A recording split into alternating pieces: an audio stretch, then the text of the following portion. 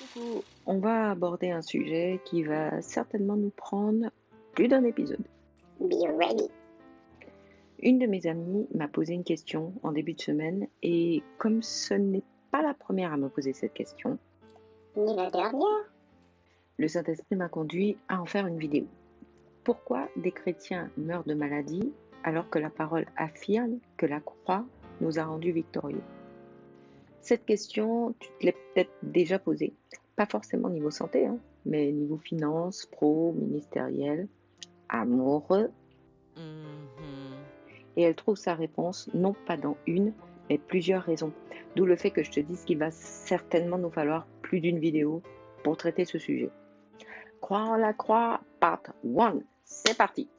La croix a tout accompli. Jésus a vaincu par son sang l'humiliation, la maladie, la mort, les émotions qui ne sont pas de l'Esprit de Dieu, l'aveuglement, le mensonge, la trahison, etc. Ça, ce sont les faits. Une des raisons les plus courantes au fait qu'alors qu'on croit en Jésus, qu'on soit enfant de Dieu, on ne ressent pas les effets de cette filiation et la victoire à la croix de Jésus, c'est le manque de foi. Colossiens 2, 13, 15. Vous qui étiez morts en raison de vos fautes et de l'incirconcision de votre corps, il vous a rendus à la vie avec lui. Il nous a pardonné toutes nos fautes. Il a effacé l'acte rédigé contre nous, qui nous condamnait par ses prescriptions. Il l'a annulé en le clouant à la croix. Il a ainsi dépouillé les dominations et les autorités et les a données publiquement en spectacle, en triomphant d'elles par la croix. Romains 5, 1, 2. Ainsi donc, déclarés justes sur la base de la foi, nous avons la paix avec Dieu par l'intermédiaire de notre Seigneur Jésus-Christ. C'est aussi par son intermédiaire que nous avons accès par la foi à cette grâce, dans laquelle nous tenons ferme et nous plaçons notre fierté dans l'espérance de prendre part à la gloire de Dieu. Apocalypse 12, 10, 11. En effet, il a été jeté dehors, l'accusateur de nos frères et sœurs, celui qui les accusait jour et nuit devant notre Dieu. Ils l'ont vaincu grâce au sang de l'agneau et grâce à la parole de leur témoignage. Tu pourras prendre le temps de relire ces passages tranquillou. Les références sont sous la vidéo. La non-manifestation de l'œuvre de la croix pour toi, comme pour moi, prend souvent sa source première d'un manque de connaissance et ou de compréhension de la parole qui débouchera sur un manque de foi.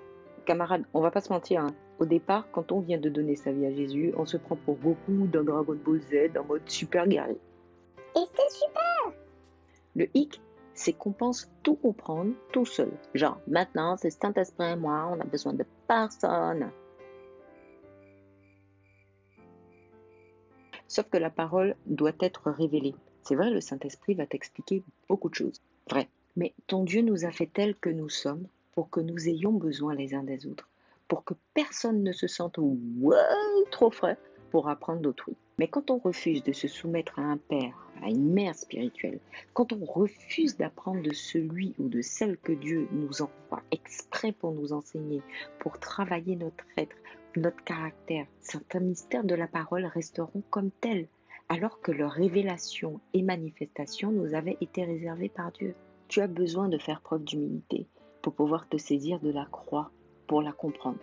Jésus s'est abaissé lui-même à travers ce sacrifice de la croix pour pouvoir t'acquérir cette victoire parfaite sur la mort, qui est ton ennemi suprême, au-dessus de Satan. Il t'a aimé au point que l'humilité qu'il fallait pour embrasser cette parfaite humiliation ne lui a pas semblé trop.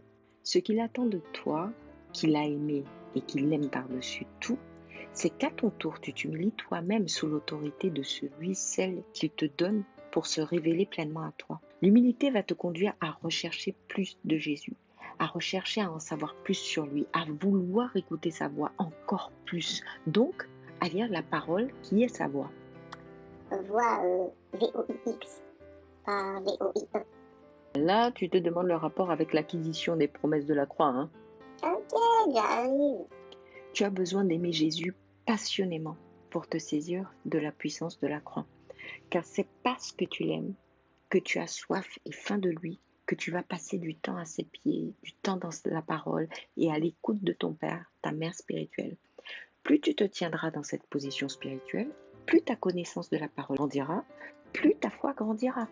Pour manifester la croix, tu dois savoir premièrement ce qu'elle t'a effectivement acquis, et ça, C'est la parole qui te l'enseigne. Ok, maintenant que tu as le quoi, il s'agirait de savoir le comment. Le second barrage à la manifestation de la victoire de Jésus pour toi à la croix sera la dureté de cœur. Avant d'aller plus loin, si tu n'as jamais fait le pas de donner ta vie à Jésus, de le reconnaître comme Seigneur et Sauveur, je parle d'un pas adulte, ta vie adulte, si tu n'as jamais reconnu sincèrement Jésus comme Seigneur et Sauveur, comme Dieu lui-même, arrête-toi. Il y a un lien sous la vidéo. Clique dessus, donne ta vie à Jésus, parce que ce pas-là est capital. Sinon, tout ce que je te raconte n'aura aucun sens pour toi, n'aura aucun impact dans ta vie. Ce pas-là est vital, est nécessaire, obligatoire, si tu veux réellement vivre ce dont je te parle chaque semaine. À toi de jouer. Matthieu 13, 19, 21. Lorsqu'un homme entend la parole du royaume et ne la comprend pas, le mauvais vient et enlève ce qui a été semé dans son cœur. Cet homme est celui qui a reçu la semence le long du chemin. Celui qui a reçu la semence dans le sol pierreux, c'est celui qui entend la parole. Il accepte aussitôt avec joie, mais il n'a pas de racine en lui-même. Il est l'homme d'un moment. Et dès que surviennent les difficultés ou la persécution à cause de la parole, il trébuche. Le premier cas cité par Jésus ici est celui de la personne qui lit sa Bible, écoute un enseignement, mais ne le comprend pas. Il te dit que le diable vient et enlève la parole. En fait, quand on ne comprend pas la parole et qu'on ne sait pas faire preuve d'humilité pour en demander la signification à un père ou une mère, la parole ne peut pas porter de fruits dans nos vies. Elle ne peut pas être puissante car elle n'a jamais été reçue en fait. L'aveuglement dans la parole est une conséquence du manque de soumission, d'honneur censé être donné à des pères. Proverbe 20, 20. Si quelqu'un maudit son père et sa mère, sa lampe s'éteindra au milieu des ténèbres. Ça, c'est une base chez Dieu, on l'a vu. Mais le second niveau d'aveuglement, c'est le manque de compréhension, de connaissance. La connaissance, ce n'est pas simplement le fait de savoir ce que dit la Bible, c'est de le recevoir. Tu comprends la nuance? Tu peux réciter une formule de maths par cœur, mais si tu ne sais pas quand tu dois l'appliquer, tu vas te manger un gros zéro à ton examen. Vécu. Dans le spirituel, c'est tout pareil. Il n'y a que lorsque tu reçois dans ton cœur la parole et que tu la reconnais comme vérité qu'elle va pouvoir prendre corps quand tu vas la déclarer. On l'a vu précédemment à travers des articles comme Ta voix, ma voix, Domine, pour ne citer que. T'as les rêves en dessous. La parole de Dieu est créatrice.